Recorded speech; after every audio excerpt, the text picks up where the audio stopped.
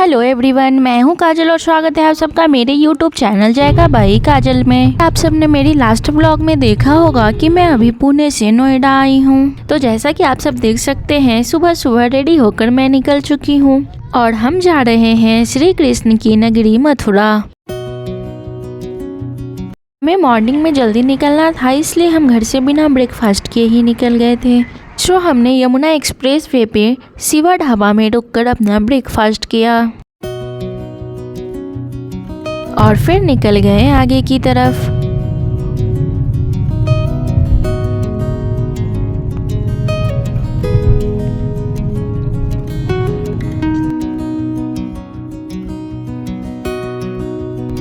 श्री कृष्ण नगरी मथुरा में आपका स्वागत है। लगभग 2 से ढाई घंटे की जर्नी के बाद हम पहुंच चुके हैं श्री कृष्ण नगरी। मथुरा पहुंचते ही हम सबसे पहले गए श्री कृष्ण जन्म स्थान। जी हाँ, वही जगह जहां श्री कृष्ण का जन्म हुआ था। श्री कृष्ण के जन्म स्थान के पास में ही है ये पोतरा कुंड।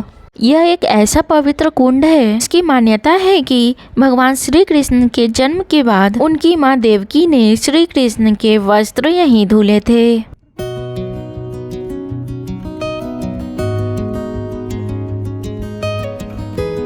हम श्री कृष्ण का जन्म स्थान देखकर आ चुके हैं।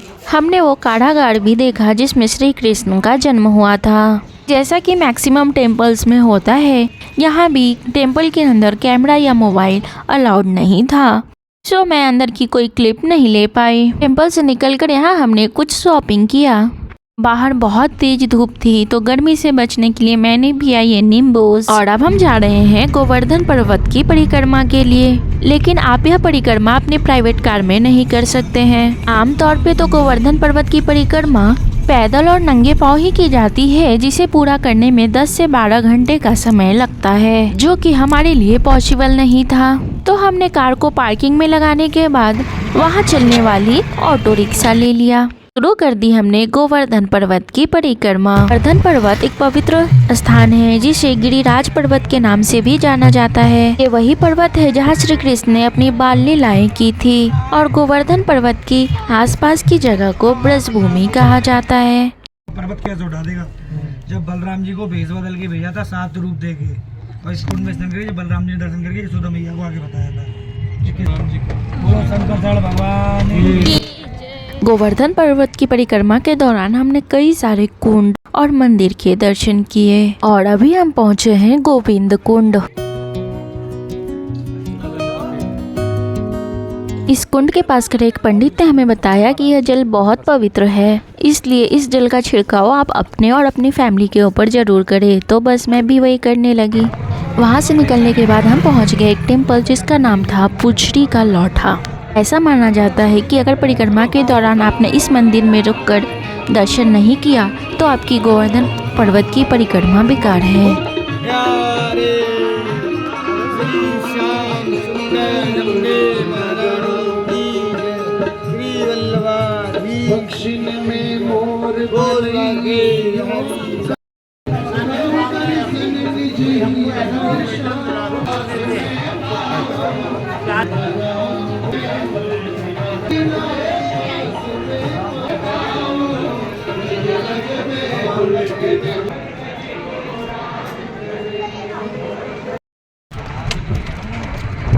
इस मंदिर में दर्शन करने के बाद हम निकल गए श्री गिरिराज जी महाराज दानघाटी मंदिर। टेम्पल के बाहर लगे स्टॉल से मैंने प्रसाद, फूल और मिल्क ले लिया और अब चलो अंदर दर्शन करते हैं। और यहाँ गिरिराज जी महाराज को 56 भोग लगाई गई थी। ये हमारी गोवर्धन पर्वत की परिक्रमा का लास्ट स्टॉप था। इसके बाद हमने जिस जगह से परिक्रमा की शुरुआत की थी वहीं पहुंचकर इस परिक्रमा को समाप्त किया। परिक्रमा के बाद हमें भूख लग गई थी, तो हमने कार में ही बैठकर कुछ वेफर्स खा लिया।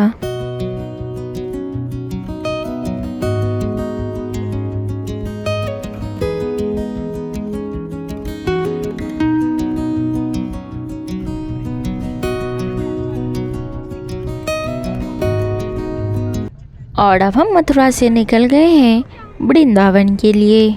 और ये देखिए हम वृंदावन पहुंच चुके हैं। इस खूबसूरत प्रेम मंदिर को देखने के बाद मैं खुद को अंदर जाने से रोक नहीं पा रही थी, बट शाम हो चुकी थी और हम मॉर्निंग से ही निकले हुए थे, इसलिए हमने डिसाइड किया कि हम पहले होटल में चेक इन करेंगे और थोड़ी देर रेस्ट करने के बाद हम वापस प्रेम मंदिर आएंगे दर्शन के लिए। तो अब हम अपने होटल पहुंच गए हैं जिसका नाम था श्री राधा कृष्ण धाम। यहाँ हमने on call he 2 room book किया था, 4 बेड और दूसरा 3 बेड का, जिसका प्राइस 1600 और 1400 था, जो कि काफ़ी रिजनेबल था। इस होटल को सेलेक्ट करने के लिए हमारे पास और भी कई रीज़न थे। यहाँ से प्रेम मंदिर भी काफ़ी पास है। लगभग 45 मिनट्स की रेस्ट के बाद हम निकल गए राधा कृष्ण धाम से प्रेम मंदिर के लिए। जैसा कि मैंने आपको बताया यहाँ से प्रेम मंदिर काफ़ी पास था, तो बस हम पैदल ही चल दिए मंदिर की तरफ और बस कुछ देर की वॉक के बाद ही हम पहुँच गए प्रेम मंदिर। और इस टाइम भी प्रेम मंदिर के मेन गेट पे काफ़ी भीड़ थी, लिटरली इतनी भीड़ थी कि आपको चलने की ज़रूरत ही ना पड़े, बस धक्के से हम आगे की तरफ बढ़े जा रहे थे। पर जैसे ही अंदर जाकर हमने इस मंदिर को देखा, मानो पूरे दिन की थकान, सारी टेंशन सब खत्म हो गई। सच में जितना सुना था उससे कई ज़्यादा सुंदर है ये प्रेम मंदिर। और हर मिनट बदलते ये कलरफुल लाइट्स मंदिर की खूबसूरती को और बढ़ा रहे थे।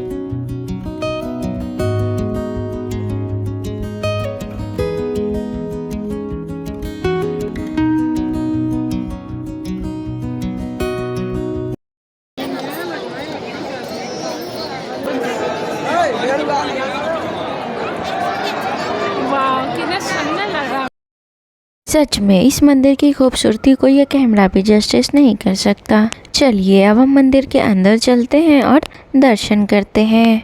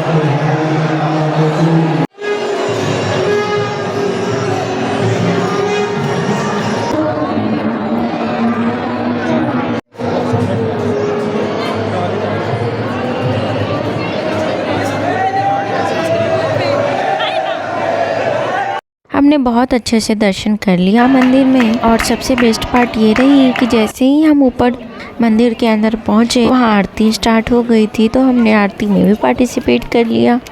दर्शन के बाद हम थोड़ी देर मंदिर में बैठे और अब 10 बज चुके थे, मंदिर बंद होने का भी टाइम हो चुका था, तो अब हम वहाँ से निकल गए। अगर आपने अब तक प्रेम मंदिर के दर्शन नहीं किए हैं तो प्लीज़ एक बार मेरे कहने पे आप प्रेम मंदिर ज़रूर जाओ। रात के 10 बज चुके थे और अब डिनर का टाइम हो गया था, तो हम प्रेम मंदिर के सामने ही ये बाके भोजनालय में गए और वहाँ हमने यम्मी सा डिनर किया। हमने वहाँ से सिंपल सी थाली ऑर्डर करी थी जिसमें रोटी, राइस, दाल, सब्जी और रायता था।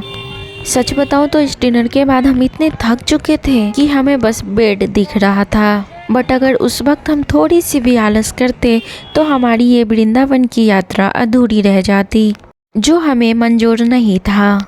तो फिर क्या, रात के 11 बजे निकल गए हम वृंदावन की परिक्रमा करने। परिक्रमा के दौरान हमने देखा यह इस्कॉन गौशाला, और ये है कालिया नाग मंदिर। श्री कृष्ण ने कालिया नाग नाम के विषैले नाग को यमुना नदी से भगाया था, इसलिए इस मंदिर को कालिया दह के नाम से भी जाना जाता है।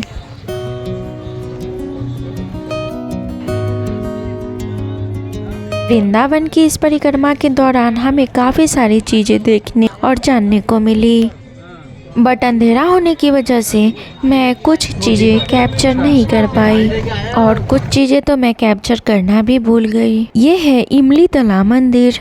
मैं जब वृंदावन की परिक्रमा कर रही थी उसके अगले दिन ही चैत्र मास का छठ पूजा था, जिसकी तैयारियां वहां चल रही थी।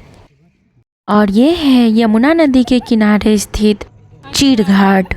यह वही जगह है जहां भगवान श्री कृष्ण ने गोपियों के वस्त्र चुराए थे, और इस साइड था निधिवन। ऐसा माना जाता है कि आज भी अर्धरात्रि के बाद भगवान श्री कृष्ण राधा और गोपियों के साथ यहाँ रासलीला करते हैं। और ये है बाबा नीम करौली का आश्रम।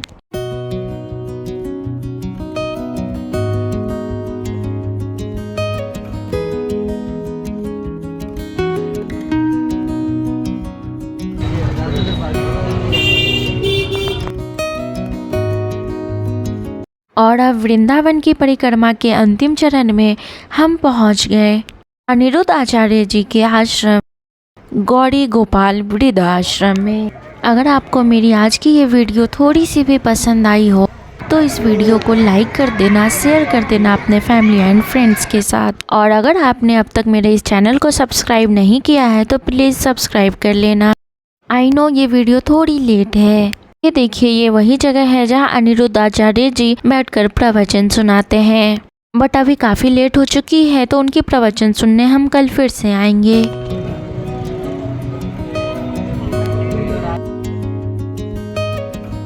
एक घंटे की परिक्रमा के बाद हम आ गए होटल। 1.5 घंटे की छोटी सी नैप ली और रात के 1:45 पे एक बार फिर से अपने होटल से निकल गए हम। और ये देखिए, रात के 1:45 बजे रोड पे कितनी सारी गाड़ियाँ लगी हैं, कितनी सारी चहल पहल है बाहर। लग ही नहीं रहा बिल्कुल भी कि रात के 2 बजने वाले हैं। अभी आप भी सोच रहे हो कि इतने थके होने के बावजूद भी हम इतनी रात को होटल से बाहर क्यों निकले। एक्चुअली हमारे होटल के ठीक बाजू में था ये श्री कृष्णा शरणम आश्रम, जिसमें से हर दिन रात के 2 बजे स्वामी प्रेमानंद जी महाराज निकलते हैं। तो बस इन सब की तरह हम भी उनके दर्शन के लिए यहाँ पहुँच गए।